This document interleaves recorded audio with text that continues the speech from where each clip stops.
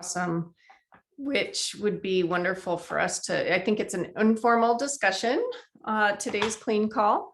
And I noticed that the informal discussion was also focusing on a statewide climate education initiatives. So we can be sharing what our states are up to and what our projects are up to.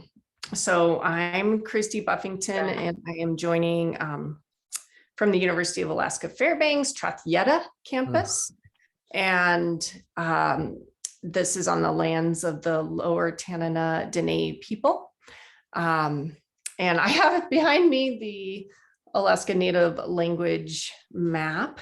So there are, these are Alaska is incredibly diverse. There's about 20 different language groups and 229 federally recognized tribes in Alaska, and more tribes who have also gotten state recognition, and more who are working on recognition as well. So I just wanted to introduce myself briefly, and I work with climate education and science and GLOBE. In fact, there were several abstracts due last night, so we were all up late in our group, probably till midnight when the abstracts were due. And of course, today's the day that I get to facilitate. It's 9 a.m. here. Enough about me. I'd love to hear from everyone an introduction about you and your programs and projects.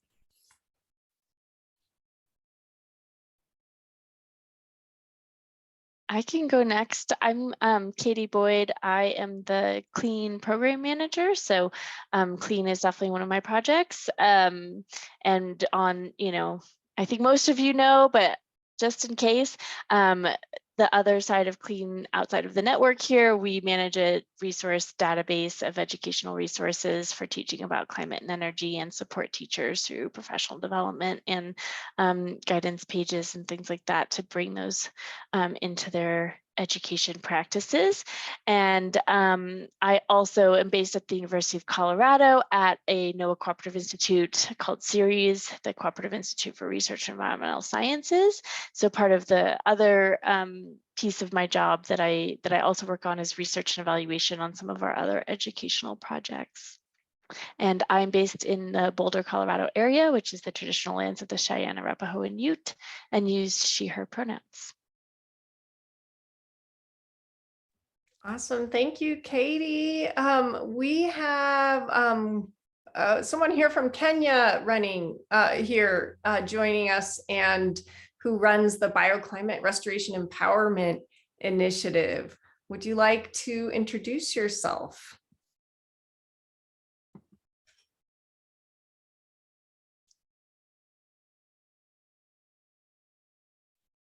Okay, we're not hearing you. Maybe unmute. Echo. Please go ahead, but you're just muted. So we see you, but we're not hearing you. So I don't know where the unmute buttons are everywhere on which, but I'm going to go ahead and send you an ask to an unmute. And that should. Yes, hello. Yes, we can hear you. Hello. Yes, good evening, good afternoon, and good morning, everybody. This is Koej Bennett from Kenya, and I'm a teacher by profession, and also running a bioclimate and restoration empowerment initiative, which mainly deals with climate literacy program integrated with tree planting in schools. So I'm happy to be with you so that we can share experience and forge ahead on this program. Thank you. Thank you. What time is it there in your day? Yeah, and it is now 9 p.m. East African time. Thanks for taking time in your evening to join us. We really appreciate it. Thank you. And how about we go on my screen, then we'll go over to Eric. I'm going to go this way. Thank you. Great, thanks, Christy. I'm Eric Havel. I'm based in the Bay Area in Oakland, California. Work with a group called the Community Resources for Science. We do a lot of teacher training, teacher support, online resources, also do some direct student work. And I've been in the informal climate education space for about 30 years. And I'm excited to share a state level initiative that my organization's involved in that is being driven by a nonprofit called 10 Strands in California. So I'll share that later when we get into the topic for today. And I'll pass it over to my colleague, Jim, who only lives a couple miles away. Perfect. Thank you. Yes, indeed. Hey, Eric. I'm coming in from Mobile Climate Science Labs, which is a program of climatechangeeducation.org. Proudly, much of our work is making sure that people know just how good clean is and the clean network is. So there are times I can do that significantly. And so I think I'll just give a good example of what I work on. I just got word from Turk, which is National Science Foundation funded, that the webinar that is on March 8th, and I will put links in the chat after I'm done here, already has over 100 registrations for it, and it's got a week to go. So it's gonna be brimming with people. The subject is young people facilitating, what's the word? Anyway, developing young people being able to take action on climate change. I'm the moderator, but that's also a moderate, and there's 3 other panelists. I selected all National Science Foundation programs to compare those, but they absolutely want to have the submission that we made to the STEM for All video showcase, which I would say is real testimony by students who are taking action on climate change, that it is the clean resources being taught in their school that gave them the scientific basis to be able to take their climate action. So it's real testimony of how valuable clean is to students and to schools. I'll put the chat in. If people want to go, it's probably a good idea to sign up pretty soon, because I think they're going to be overfull pretty soon. Okay, so that's I'll stop there. Thanks. Yeah, thank you, Jim. That's pretty exciting. Next to you on my screen is Jen Crester with the Wild Center. Hey everybody, how are you? I'm Jen Kretzer, Director of Climate Initiatives for the Wild Center, a science museum in northern New York State, where it is super snowy right now on this last day of February. And I'm on the contemporary and traditional lands of the Haudenosaunee people. I use she, her pronouns, and I also have some fun updates, good updates to share about our efforts to advance climate change education in New York State. Awesome. Can't wait to hear about it. Mark? Great. Hi, everyone. Mark Benaj. I'm currently, most of the time I'm in the Bay Area on Ohlone land. I use he, him pronouns. I couple of hats. One of them is working with a small nonprofit, Make Knowledge, that is looking at how schools can engage in climate in a collective way. And I'm also helping out with the California Environmental Literacy's Green Career Hub. Very interested in, connecting in deep and significant ways, K-12 education and climate jobs. Not only in that's the California part, and then I spend almost a quarter of my time in the Philadelphia area and looking at very similar issues on both sides of the Delaware River there. Thanks. Awesome. So we've got Kenya and California and Colorado and New York and now Pennsylvania.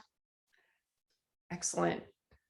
Melissa, I'm guessing Colorado, but if you could introduce yourself, that'd be great. Yeah, hi everybody. Sorry, can you guys hear me okay? Okay, yes. Good.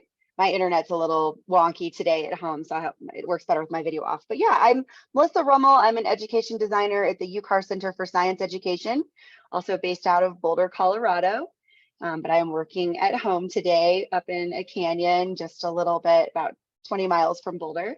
The UCAR Center for Science Education has a lot of online education resources for K-12 about Earth system sciences.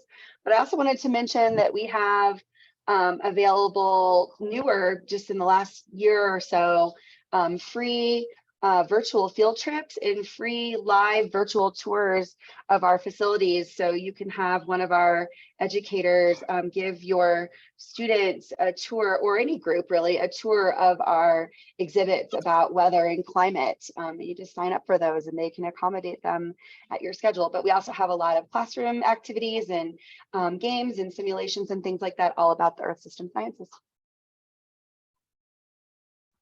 Thank you, Melissa. I was just sharing some UCAR resources with some educators here in Alaska yesterday on rain gauges and Oh, awesome. and snow water equivalent. So thank you for all of your resources and having them so publicly available and easy to find. Yeah, we've just recently been able to change the way we show which activities are part of the Clean Connection too. So I'm really excited about that. It's pretty obvious now, kind of on the right side of any of our classroom activities, if anything is part of our part of the Clean Connection. So yay. Very cool. Yeah, Corey. Hi, everybody. Sorry, my camera's not working this morning. My name is Corey Buchanan. I'm a graduate student here at CU Anschutz in Denver, Colorado. I am working with a nonprofit called Classrooms for Climate Change. It's based in Boulder, Colorado. We're basically helping this nonprofit. They're working on like a climate change education system, focusing on students and trying to basically have the school system engage with surrounding communities. It's kind of a way to help reduce the workload for teachers, try to get some stakeholders involved, other types of nonprofits to kind of help students learn about climate change and climate justice. I don't think any of my other group mates are here, but yeah, excited to learn. Yeah, that's with Tiffany Boyd. Yeah, yep. But yeah, it's going to be a journey, and I think we're going to be doing like a literature review, as well as interviews, and try to see how receptive some communities are to climate education, and then eventually we're going to present it to a representative of the House here in Colorado. Corey, you had me at reduce workload for teachers. Yeah, thanks for having me. I really appreciate it. I'm working from home at the moment, and there's a moose right outside of our window. So if you wanted me to move my laptop over so you can see an Alaska moose, I sure will. But we are doing introductions. I'll mute myself. We still have, it looks like Dawn and Mark. Wait, no, Mark went. I think just Dawn. Dawn. Okay, I'll mute. And I'll turn off my camera and bring the camera this over so you can see. Yeah, I'd like to see an Alaska moose, sure. So I'm Don Haas. I'm the director of teacher programming at the Paleontological Research Institution in Ithaca, New York, and affiliated with Cornell University. And I'm a member of the Clean Leadership Board, and I don't know what else. Is there anything else in particular we're saying in our introductions? All right, that's me, and my hair's a mess.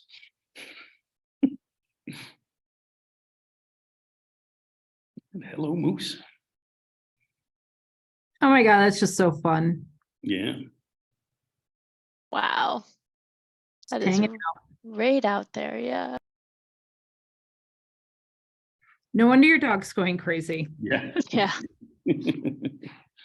I'd be barking at the window too.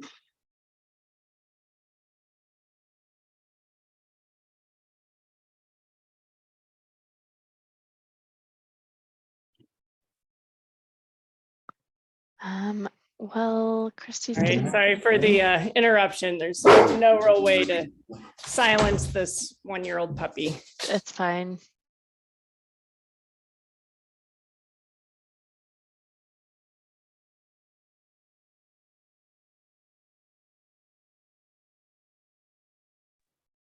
I was trying to pull up. Does anyone remember what the actual topic was today? I looked at it this morning and then Statewide initiatives or. yeah, statewide initiatives. Christy even said it earlier. Yeah, thank you. Yeah, so we have well, statewide initiatives, but also with Kenya, and it's late there, so it's already 9:20 p.m. there in Kenya.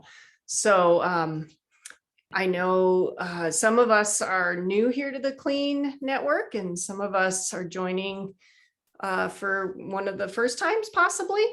So it'd be really great to again hear, let's see, I want to make sure that I got your name right, Koich. You'll have to fix that for me. I'm sorry about the pronunciation. With the Bioclimate Restoration Empowerment Initiative, if you'd love to tell us more and what's going on with your work with climate education in Kenya, we'd all be really interested. And I know that we can also share some of these statewide initiatives here in the US afterwards.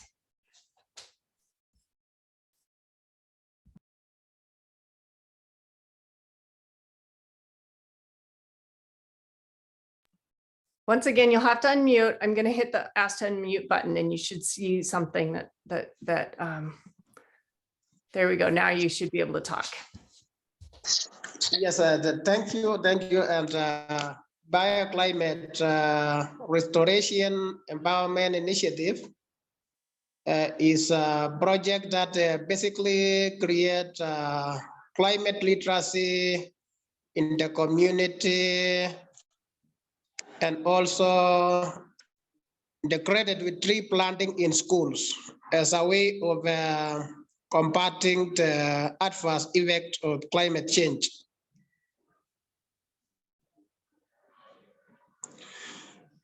Yeah, so far we've done some implementation in 8 schools, at 6 primary schools and 2 secondary schools. Yeah, so maybe that is the brief about initiative, and we are still also exploring on ways on how we can get partners so that we can widen the area of implementation and make a greater impact. Yeah, so maybe if there is anything that you need clarification, kindly reach out to me and I will be glad to provide a feedback. Well, thank you. I know of some, I'm not sure how familiar you are with the Clean Network and the resources on the Clean website. There are some tree planting lessons that I found to be really useful. So maybe Katie, if you're willing to put those in the chat, maybe how to find those and search for those in Clean. Yeah, definitely. I can mention that. I'll put the link to our overall website in the chat, and then can even put a link to a search feature. But yeah, once you get to our website, it's sort of big. The first big box there is really where you can search through our collection. There are different tags you can use to search as well. And there's plenty of other things on the website too, but that's kind of the easiest thing. But I can sort of point you at least to an example of a search that I can do on this so you can take a look. But yeah, Clean, you know, it's focused on US because we're funded to work in the US. So I'll mention that it's, you know, English-based resources. But as Christy mentioned, there's some really good stuff in there. So I would encourage you to look around on the resources there for some ideas. Yeah. Yeah, thank you. And I'm going to explore those resources and maybe utilize them also in my classroom where necessary also, so that at least we also impart our students with knowledge, so that as they grow up also they will be conscious or not to respond to the climate maybe mitigation and adaptation measures.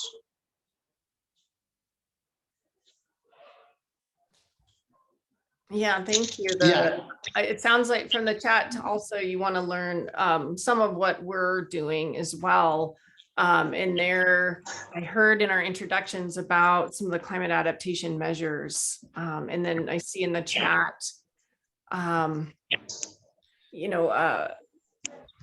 also focus on just learning from you as well. So are there, from what your states are doing, to go to our kind of informal discussion, are there some programs specifically with climate adaptation that are focusing on trees and getting students involved with planting trees? There is an issue here in Alaska, I'll say, but that's a different topic altogether. It's actually quite controversial about carbon credits in Alaska and whether tribal governments and tribal corporations and other landholders are wanting to be part of carbon cap and trade. But that's a climate education tricky thing to navigate right now here in Alaska. Other states working on climate adaptation education with forestry and with trees? Big time. So I don't want to dominate or anything like that, but big time. And I think Eric can speak to it too. It's a huge subject in California. We're talking people in Florida. I mean, I think tree planting is probably the top 3 things that, if it's anything of people taking action on climate change that gets brought up, I would say it's in the top 3. And I'll put some fingers on the chat. I'll keep talking.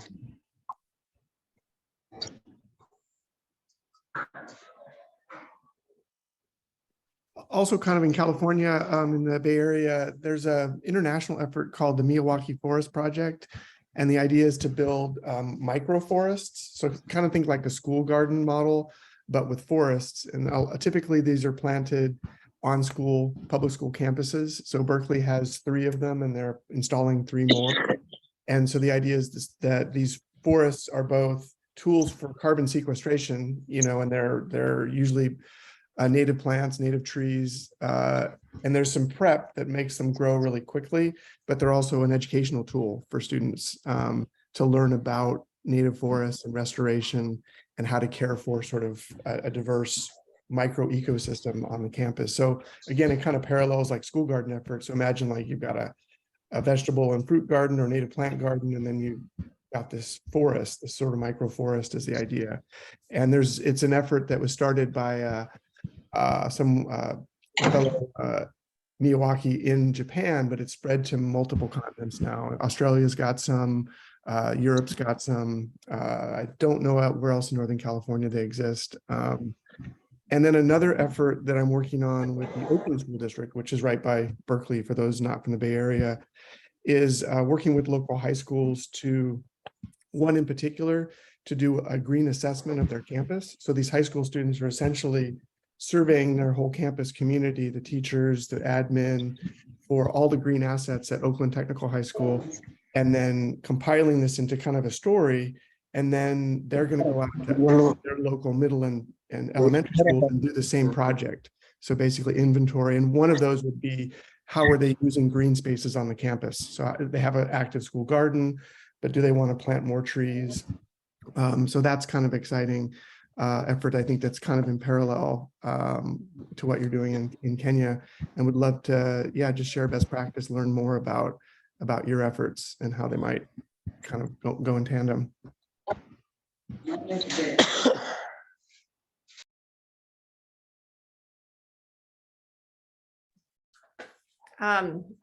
Yeah, thank you. I'm super interested in learning more. The workforce development focus is really strong in Alaska right now.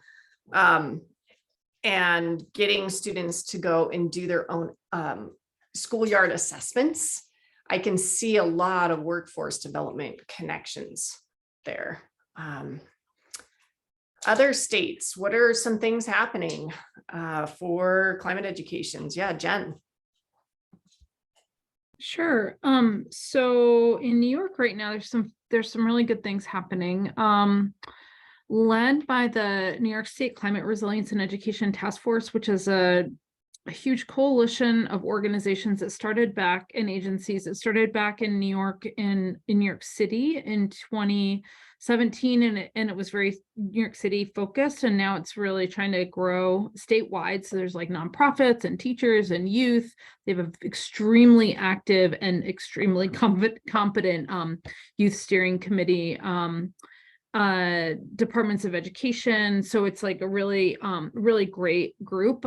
We are working on, we just actually submitted a budget to the governor for requesting $12 million to help support climate change education in New York State. New York State enacted one of the nation's strongest adaptation and mitigation, the Climate Act, climate laws, and there was mention of education, but there was no funding put behind it. So we're advocating that funding gets put behind it. So the 12, it just went in actually last week. And then on March 6th, we're actually hosting a youth-led listening session with not with the governor, but with some of her staff, including the Assistant Secretary of Education, a number of different, we have what's called the regents. Basically folks that are representing different regions of New York State education, and some of them are attending, and it's going to be, it's all youth are youth led. So there's not, adults can listen in, but not, we're really encouraging it to be youth driven and youth led. So that's happening on March 6th, next Monday. So we'll see what happens with that initiative. There was a last year in March, just about a year ago, we had a listening session where youth, again, from across the state, spoke with a number of different New York State legislators to talk about why they felt climate change education was important, but there just has not been, and there's been bills put forth. I think there were 5 last year, and Dawn can jump in anytime on this, put forth in New York State to, various versions advocating for some statewide initiatives, but things just keep kind of falling flat. So we're hoping that maybe this year we might see some activity moving forward. And we definitely think that the best way that could happen is having youth at the on top of it. And the youth that are going to be presenting next week are really top notch. I mean, they know their stuff. They've read the 400-page Climate Act law. They know all of the bills that are out there. They are well versed and ready to have the conversation with the Assistant Secretary. And hopefully, maybe if we get enough folks showing interest, maybe others will be there as well. Don, feel free to jump in as the fellow New Yorker on this call. Yeah, well, I think you did a good job of summing stuff up. I'm feeling more optimistic about something actually getting passed in either this session or the next session than I ever have. So that's encouraging. We will see if that optimism has any validity or whatever is the right label. But there are more coordinated efforts, it seems to me, than there has been ever before. So that's really encouraging. And I think the fact that other states are doing stuff is really, really helpful for a sort of peer pressure kind of thing. Yeah, I'm glad you mentioned that, because we had a pre-call with this gentleman that Mike, I can't remember his last name, who's the Assistant Secretary, and along with some of the folks from the Energy and Environment, and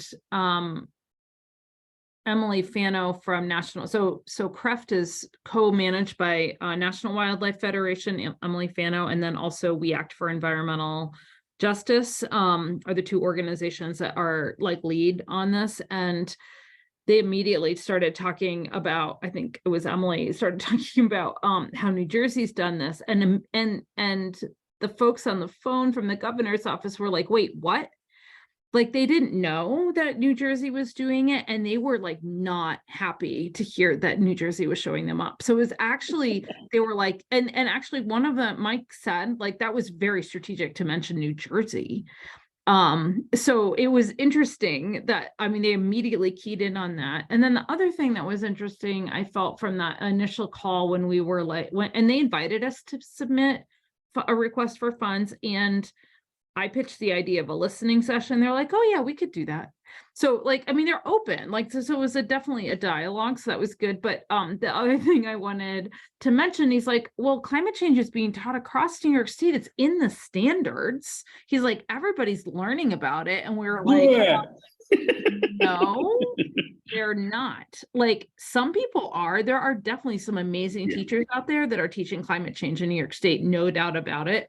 But that is the exception and not the rule. And so, but it was just interesting to hear his perception of what was happening versus like what, you know, Don and I know what's happening, you know, in the state. And so anyway, but using that sort of leverage, and we also, of course, were like, and California and Washington, you know, and Maine. So we were like, you know, definitely throwing out the, like, everyone's doing it except for New York kind of Yeah, all the strategy. cool kids are doing it. All the cool kids are doing it. And I know $12 million isn't actually very much money, but they had initially suggested like 5, and we were like, yeah, well, let's try for a little bit higher than that. But they were open to a little bit of a higher amount. I would have liked to ask for like 50, but that seemed probably unrealistic. Anyway, onward. How about California, Eric? Yeah, that so kind of similar to you, Jen, you and Don, like I think there's a real sensibility here in the state, and there's a lot of efforts. I put in the chat the project that my group is involved in. We're one of many partners that we applied for, essentially a sub-award. 10 Strands, this statewide nonprofit that does a lot of environmental and climate literacy advocacy and pushing that kind of curriculum across the K-12 environment in the state, got a $6 million grant, half of which they've allocated to partners. They did an RFP for partners like my group. And so our piece of the puzzle is we're writing the 3rd through 5th grade curriculum. And this would be 15 hours of instruction that would be an open source curriculum. And then in about 2 years, this would be available open source across the state. San Mateo County of Office Ed will kind of own the curriculum, but it's designed and built to be open source and available to any educators across the state, and really, you know, to other states too, as you're both saying, like a model.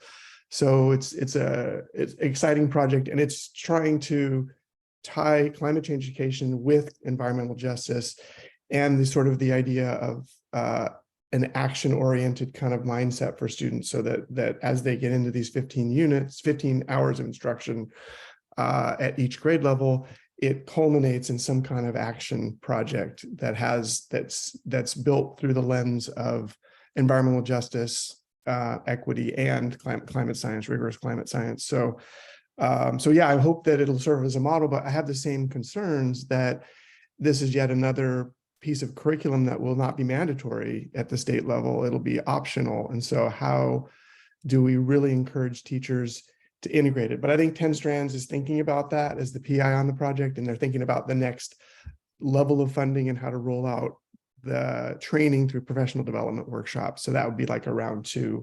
So I'm excited, and I don't think it's going to go stale for obvious reasons, that this is such a huge topic for all of us, and there's such good work happening at the national level and at the state level and at the community level, right, at the county level. So it's just a matter of how do we, like you're all saying, how do we coordinate, how do we synergize our efforts and sort of build the momentum collectively to then say, hey, New York's doing this, California's doing that, Florida's doing this, New Jersey's doing that.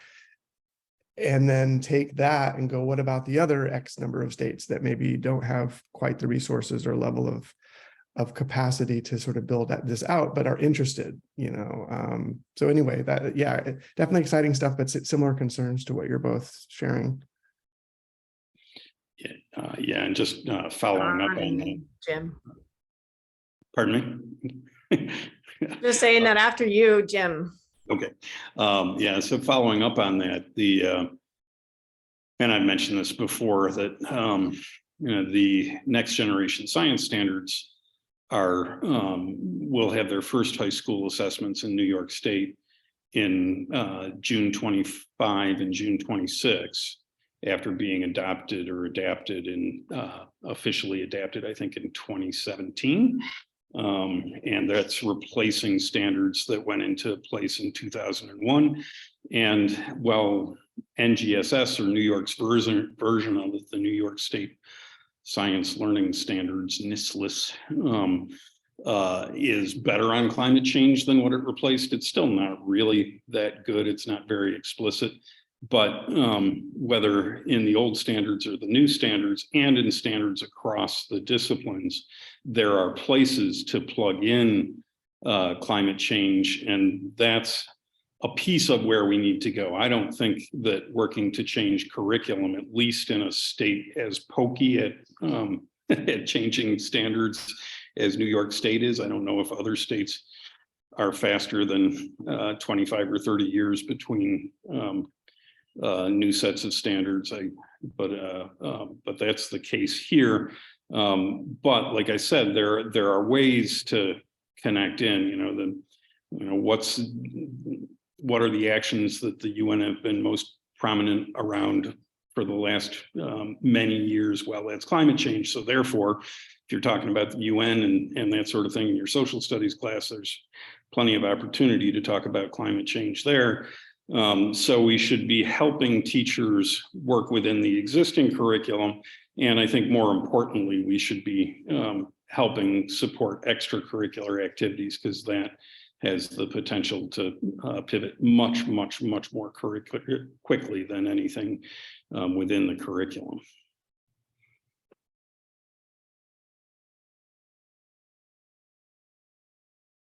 Yeah, thank you, Don. I'm thinking about the standardizations and how teachers have to teach the standards, and how important it is to have those standards, and thinking about our own experience in Alaska, that I'll put in the chat, but I want to move over to Jim. Great, thank you, Christy.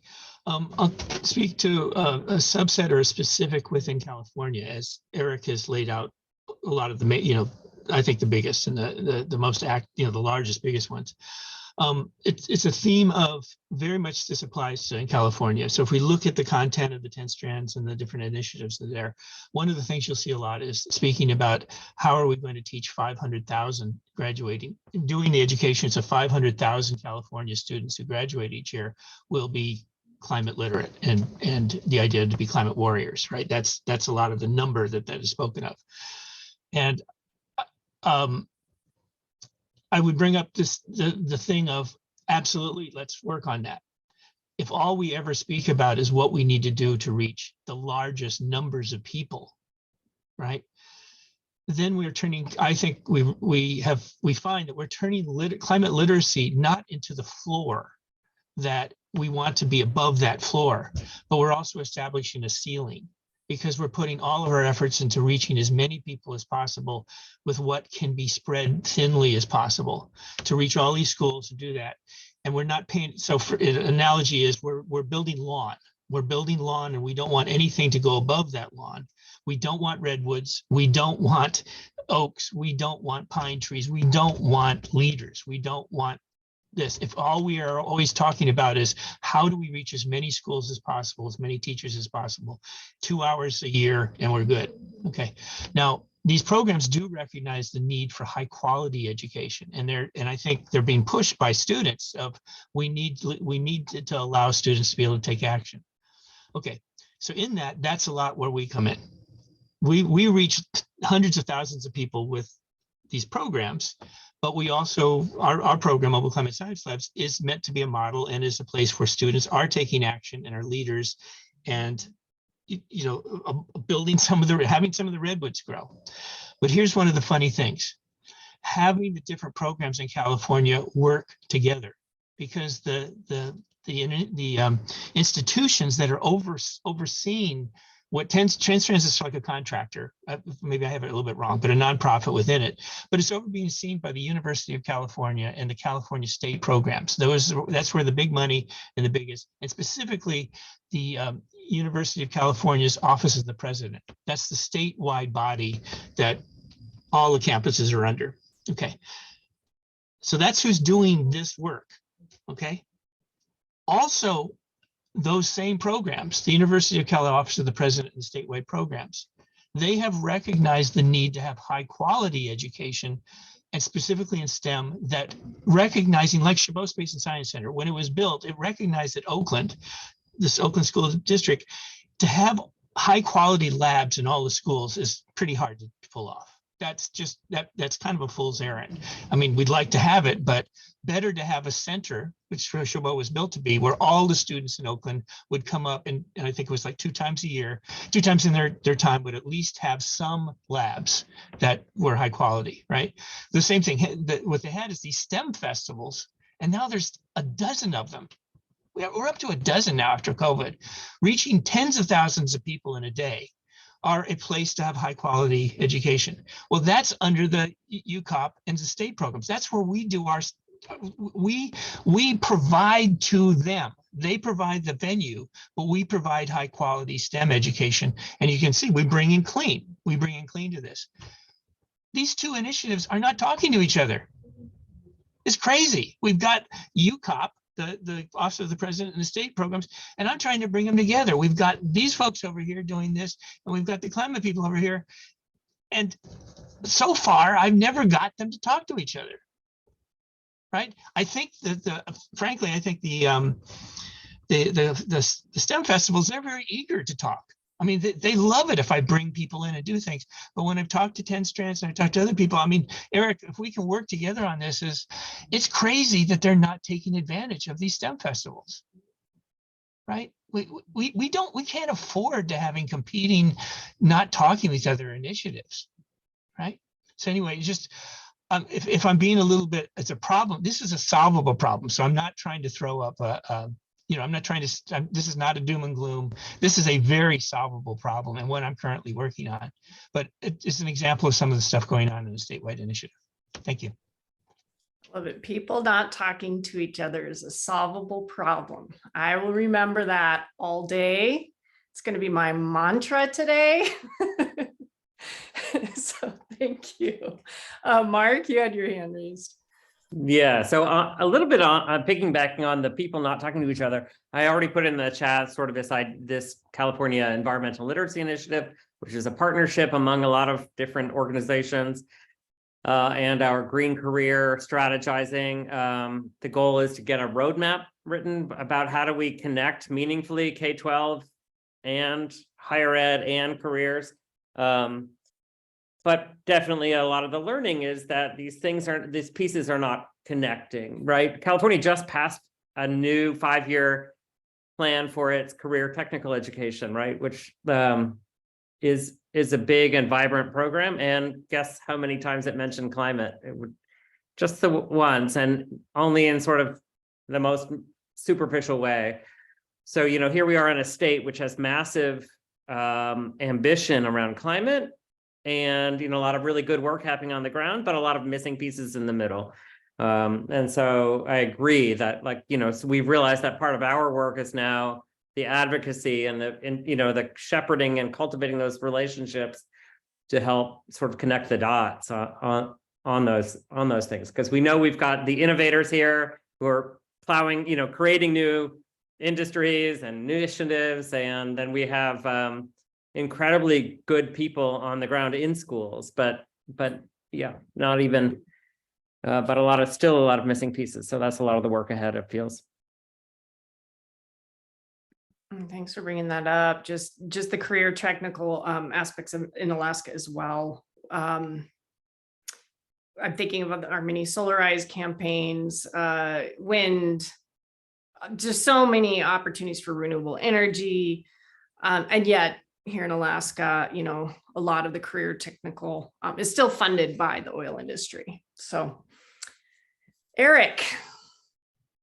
Yeah, appreciate great conversation. I'm just connecting the dots to and I put in the chat this project that I'm kind of thinking about what you're all talking about. But Frank Niepold's talked many times about the need for career development and workforce development. That we won't have enough electricians trained to deal with electrification of the grid, and so he's really been talking about that. And interestingly enough, so this idea came to mind for me. I live 6 blocks from where I grew up and like a mile from this high school that I went to. And recently I've been back involved with the high schools, working to build a collective of teachers across all the high school science teachers, about 6 main high schools in Oakland and some smaller schools, to build this group of teachers that would, and we're focusing a lot right now on climate literacy and sustainability. So the idea came to mind to start to run and the high school Skyline asked for a career and internship support, because what a lot of the high schools are, they're coming out of COVID, and they were talking about these students are sort of don't have the social skills and capacity to sort of do things in the same way that had you not been through that COVID situation. These are 12th graders that were sort of locked up and not able to socialize, and so they don't feel confident to sort of have green clubs or any kind of club on campus. And so the school and as a result, the school is also having some cultural issues. They've had some violent events take place on the campus. So they're really trying to rebuild their culture. And one of the ideas came up that internships and career opportunities would really support those students, not just ones for summer, but ones that they could get involved in throughout the school year. So looking at the idea, especially Mark and Jim, since you're both local, like creating an internship fair, whether it be housed at Chabot or at one of the high schools in Oakland, just as another resource for students to kind of get that on the ground experience with our local. And there, as we know, there's so much Bay Area stuff happening. And yet I totally agree too to that point about folks not talking to each other. So my mind keeps coming back to places like the Bay Area should really be taking regional approaches to our efforts. We shouldn't be in silos and sort of doing our things. We need to think a lot more in a collective way and a holistic way. I think you were saying, Christy, like to this idea that these students at Oakland Tech that are surveying their campus are basically doing sort of what you would do if you were to get a green certification, right? Or a LEED certification. They're sort of doing that work, and that's real stuff. That's real great, experience to be able to understand how to assess a campus, how to assess and then advocate for those changes, and then leverage things like the Bay Area Green Business Program or the LEED National Certification Program. So I think, but just coming back to regional, for areas that have a lot going on, a regional approach seems like a next step to really push things out. And if you don't have that capacity within your state, then it's starting smaller, right? And looking out at other models and for other support networks and structures where you have a little more robust infrastructure built out. But yeah, just some thoughts and connecting the dots to great conversation. I think that's the key with what I've learned here in Alaska, working here just 4.5 years. Regional and place-based local, starting with the community's priorities is what's really been working, because all the communities and all the people are so different. So the program that I work with is a NASA science. Well, there's several, but one of them is a NASA science activation funded program called Arctic and Earth Science. Science stands for STEM, Integrating Globe and NASA.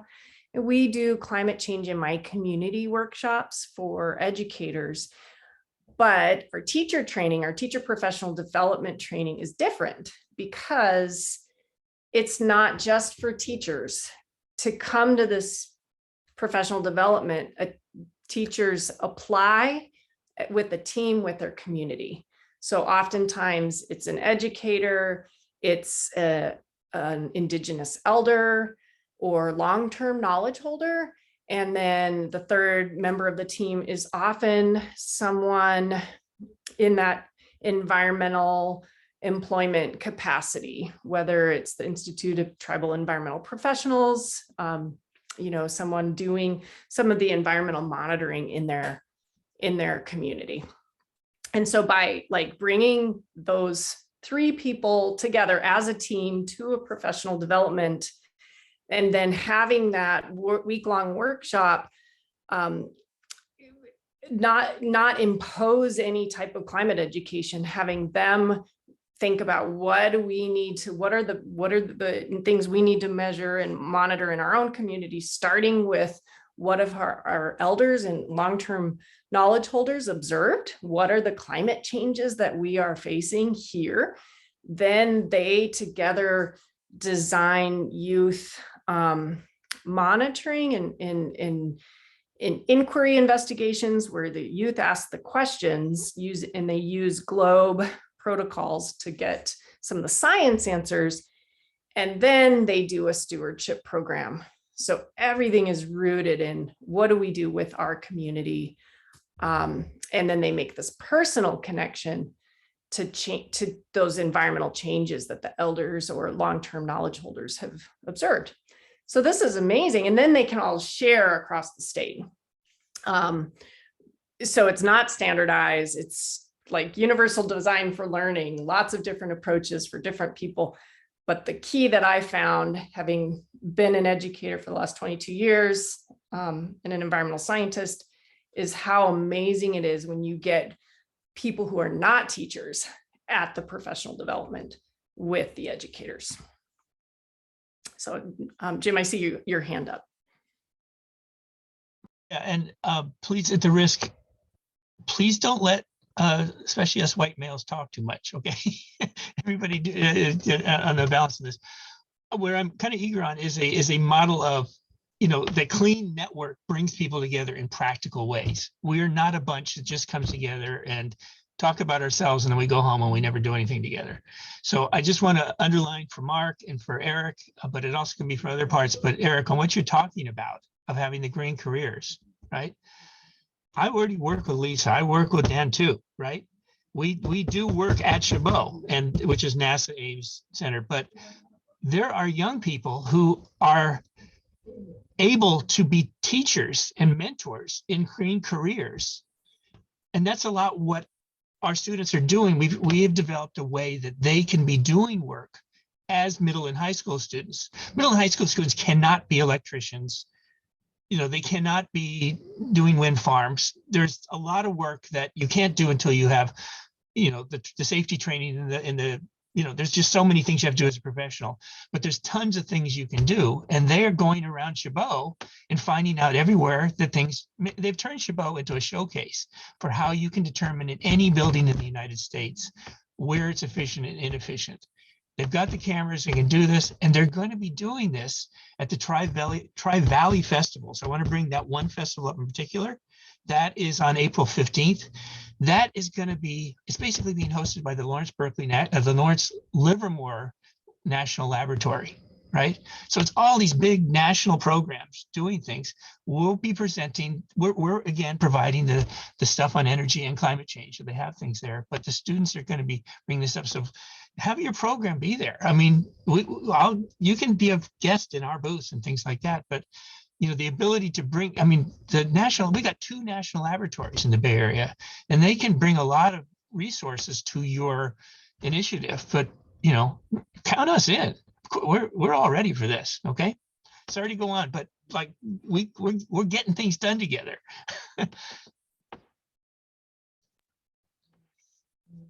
Well, I agree, you are. It's inspirational. I could go back and listen to clean recordings and get inspired and have hope rather than doom and gloom, which is kind of what the clean talk mantra is. We are just about as far as my class. We've got a couple more minutes left, 2 or 3 minutes left as far according to my clock. And are there other final thoughts that anybody would like to share? It's been a really interesting conversation. I appreciate all of you very much.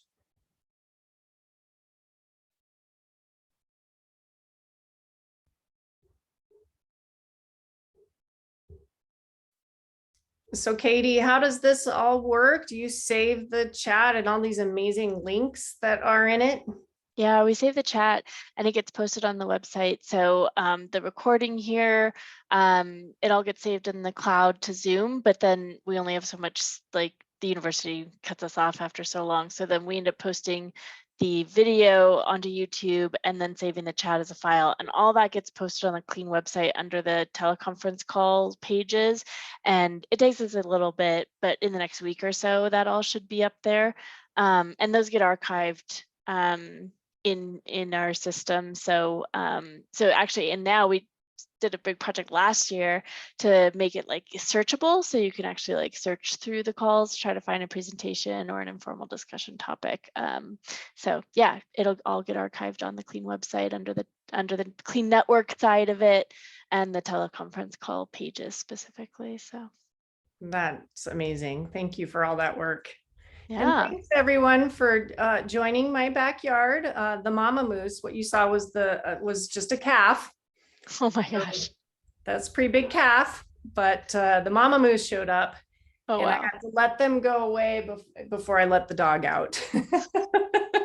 Fun. I want to give a very legitimate, a very specific thank you. You know, as a moderator and things, I mean, everybody, there's nobody as a bad moderator, but your ability to bring everybody in and encourage everybody to be heard from, that's so important, and you do it quite well.